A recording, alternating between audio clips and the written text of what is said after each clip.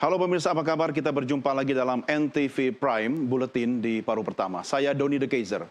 Pemirsa, salah satu kontestan Pilpres 2024, Ganjar Pranowo, menegaskan tidak akan bergabung dengan pemerintahan Presiden terpilih Prabowo Subianto. Menurut Ganjar, keputusannya menjadi oposisi merupakan cara paling efektif untuk mengawasi jalannya pemerintahan Prabowo Gibran. Sejauh ini, Indonesia menganut sistem presidensial dan multipartai, sehingga koalisi antar parpol tak terhindarkan agar mendapat dukungan mayoritas di DPR. Namun kekuatan oposisi harus hadir di Senayan agar fungsi check and balances tetap berjalan dan demokrasi tidak mati. Kita akan membahas hal ini. Kami sudah menghadirkan Ganjar Pranowo, mantan calon presiden sekaligus kader Tulen PDI Perjuangan yang akan berdiskusi bersama kami. Selamat sore Mas Ganjar. Selamat sore Mas Doni. Apa kabar Mas, sehat? Alhamdulillah sehat. Ya, Mas Ganjar, kenapa akhirnya memutuskan untuk menjadi oposisi?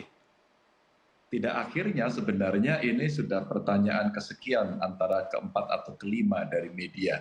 Dan saya sampaikan jauh-jauh hari waktu itu ketika ada talk show. Saya kira model check and balances system dalam prolog Mas Doni sampaikan tadi akan menyehatkan proses demokrasi yang mesti dilaksanakan, dan tentu saja kita memberikan contoh kepada publik bahwa tidak setiap kontestasi itu harus identik dengan sekedar bagi-bagi kursi.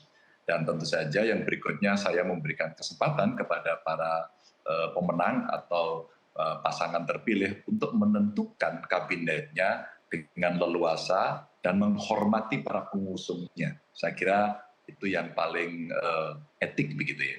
Ya, keputusan menjadi oposisi itu adalah keputusan seorang Ganjar Pranowo, PDI Perjuangan, atau keputusan yang merupakan kompromi dari kondisi politik saat ini, Mas? Ganjar Pranowo. Ganjar Pranowo. Apakah hal itu sudah dikomunikasikan kepada Ketum PDI Perjuangan? Ya, saya sampaikan ini pada saat acara penutupan atau halal bihalal di TPN. Jadi saya hanya menyampaikan sikap bahwa saya tidak akan berada di dalam pemerintahan. Dan saya kira itu pendidikan politik yang baik. Dan itulah cara saya juga menghormati partai-partai pengusung saya dan sekaligus juga para relawan yang sudah mendukung gitu. Dan responnya bagus. Ya, artinya ini juga bagian dari demokrasi dan juga pembelajaran politik ya Mas ya. Apakah... Saya kira iya. Ya, dulu yang nawarin Mas Ganjar untuk masuk kabinet sebagai menteri siapa Mas? Oh, tidak ada. Ada yang mengatakan pernah katanya diajak ngobrol, ya mungkin wacana atau apa. Apakah itu betul atau tidak, Mas? Tidak, tidak. Tidak ada ya. Artinya memang sikap Anda sudah tegas, bulat, tidak peduli apakah ada ajakan masuk kabinet atau tidak begitu ya? Saya kira harus ada contoh-contoh dalam proses demokrasi kita dengan berinisiatif untuk menentukan sikap itu. Biar tidak ke kiri atau ke kanan atau kemudian berputar-putar begitu. Ya. Artinya ketika seorang Ganjar Pranowo, calon presiden Republik Indonesia, mengambil keputusan untuk berada di luar pemerintahan, itu juga mewakili suara aspirasi pemilih Anda itu, Mas. Benar? Setidaknya ketika statement itu kesekian kali saya sampaikan respon dari pendukung, kami senang, kami bangga, dan tentu saja itu sama terhormatnya antara yang memerintah maupun yang akan melakukan kontrol yang tidak di dalam pemerintahan. Ya, bagaimana Anda akan menjalankan kontrol atau check and balances ketika kemudian tidak berada di dalam kabinet, kemudian bukan ketua umum partai politik, dan juga tidak di Senayan? Ya, saya kira pendukung kita banyak. Ada banyak program-program yang para kandidat kemarin menyampaikan. Dan pasti rakyat akan bertanya, apakah program itu akan dilaksanakan atau tidak, dan kemudian progresnya seperti apa, caranya seperti apa, dan kita bisa menyampaikan. Jadi, saya kira kawan-kawan yang hari ini mendukung saya, apakah itu dari partai politik maupun dari relawan, semua punya keinginan-keinginan untuk melakukan sebuah perbaikan terhadap bangsa ini. Maka ketika misi, visi, program itu baik adanya, tapi nanti pelaksanaannya kurang baik, maka kita mesti melakukan koreksi.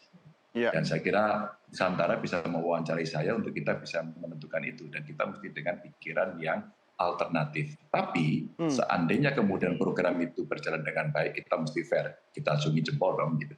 Iya. Apakah keputusan ini sudah dikomunikasikan dengan Prof. Mahfud? Saya kira Prof. Mahfud juga sudah diwawancara di media yang lain, bahkan beliau menyampaikan saya punya standar etik sendiri, dan saya kira mirip-mirip lah sikap kita.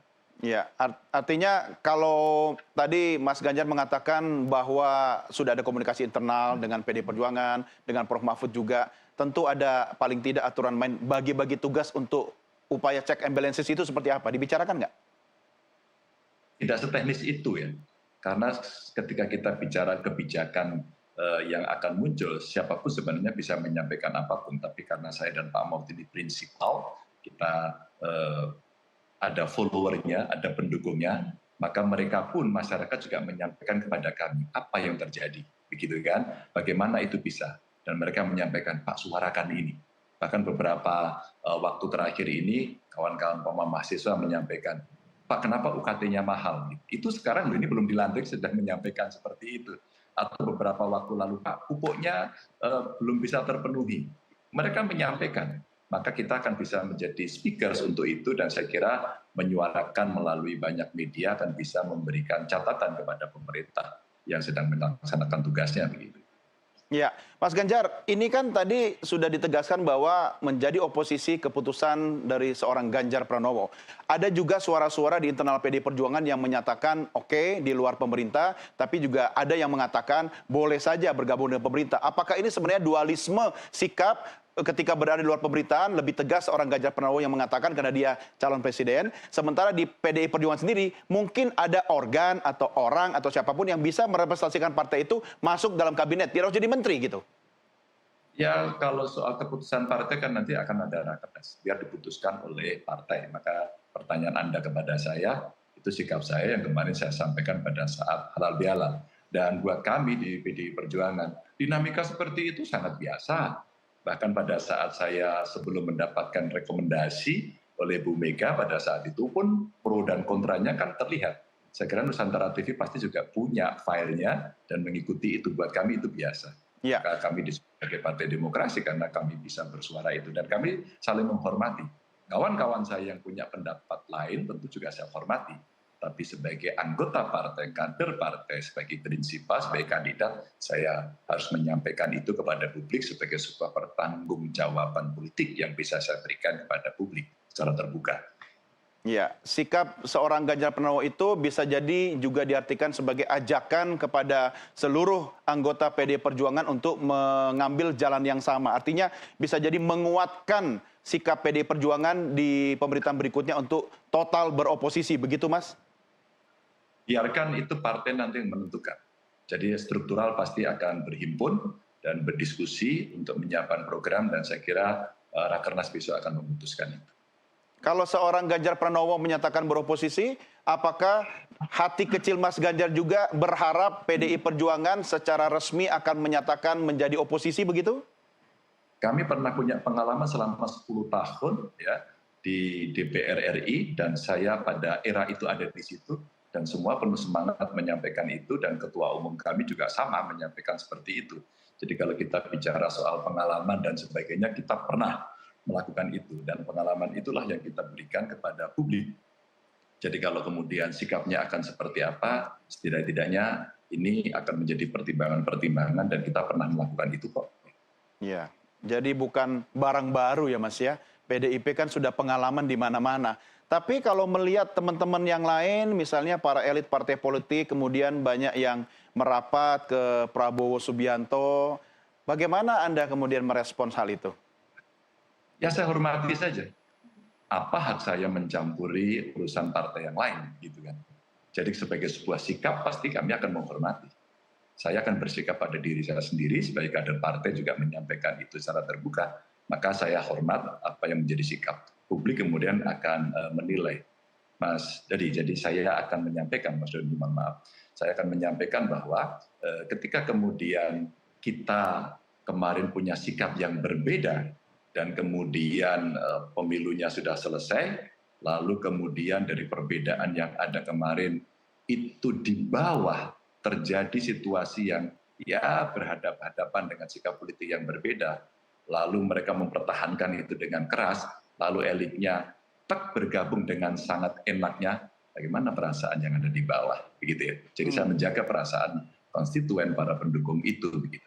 Tapi sekali lagi, saya sangat menghormati sikap semua partai, dari partai manapun untuk menentukan apakah dia akan berada di dalam pemerintahan atau bergabung, ataukah kemudian mereka tidak bergabung. Wabil khusus para kandidatnya. Ya. Dengan begitu, apakah upaya check and balances bisa dilakukan dengan kuat ketika misalnya banyak yang beramai-ramai tidak membuat kekuatan yang seimbang sama-sama dalam satu perahu pemerintah? Apa yang ada di bayangan Mas Ganjar ketika melakukan upaya mengkritisi pemerintahan ke depan ini? Ya, sebenarnya cerita mengkritisi tidak bisa diartikan hanya sekedar berbeda, tapi Ya, yang konstruktif, yang alternatif, yang solutif. Jadi tidak emosional asal tidak. Nanti dulu begitu ya. ya, Maka kalau kemudian kita melihat apa yang akan terjadi, rasa-rasanya kalau kita bertanya kepada rakyat, mana yang lebih bagus? Apakah kita semua jadi satu dan kemudian kita akan menstempel atau menyetujui apapun itu konsekuensinya, atau kemudian ada yang di luar melakukan kontrol? Saya yakin betul pasti pilihannya pada yang kedua. Kalau kemudian itu terjadi, rasa-rasanya langkah saya ini akan menjadi tawaran kepada publik agar kita ada edukasi pendidikan politik yang baik, bahwa kontestasi itu saling hormati, maka di dalam dan di luar pemerintahan itu punya martabat yang sama, kehormatannya yang sama. Karena dua-duanya ingin bangsa ini menjadi lebih baik. Maka saya tidak membayangkan ketika pemerintahan tidak ada yang mengontrol. Dan kemudian nanti tudingan oligarkis, tudingan bagi-bagi jabatan, tudingan nanti perhatiannya pada elit saja, pasti akan muncul. Nah, mudah-mudahan ini awal dari sebuah spirit kita agar publik makin yakin bahwa mereka yang mewakilinya itu akan melaksanakan amanat dengan baik dan mereka akan berada pada posisi untuk menjalankan pemerintahan ini pun dengan baik. ya. Walaupun para elit rame-rame merapat ke Kertanegara, tapi Mas Ganjar nggak khawatir ya, karena rame-rame yang di belakang Anda juga banyak begitu ya Mas ya? Kenapa kita mesti khawatir? Maka saya katakan pengalaman itu ada. PDI Perjuangan itu pernah partainya diserang begitu ya, 96, 27 Juli, pernah kita tidak ikut pemilu, dan pemilunya kemudian jauh lebih cepat, 97 ke 99, hanya 2 tahun. Di tengahnya presidennya jatuh. Maka apa yang terjadi? Pengalaman yang sangat pahit itu mengajarkan kita bahwa perlu sikap, nilai, platform ideologis yang dipegang teguh. Tidak hanya kemudian diecer-ecer dan kemudian tidak hanya sekedar ditransaksikan. Betapa kemudian publik, para pendukung pasti akan menanyakan, ya kami berjuang luar biasa, Anda begitu mudahnya bersalaman begitu. Jadi ini yang pengalaman-pengalaman yang bisa ditunjukkan kepada publik agar apa yang menjadi sikap politik kita menjadi sangat kredibel dan berintegritas sehingga bisa menjadi sesuatu yang terpercaya. Ya, Mas Ganjar, kita rehat sejenak, kita lanjutkan diskusi kita di segmen berikutnya. Pemirsa, kami segera kembali sesaat lagi.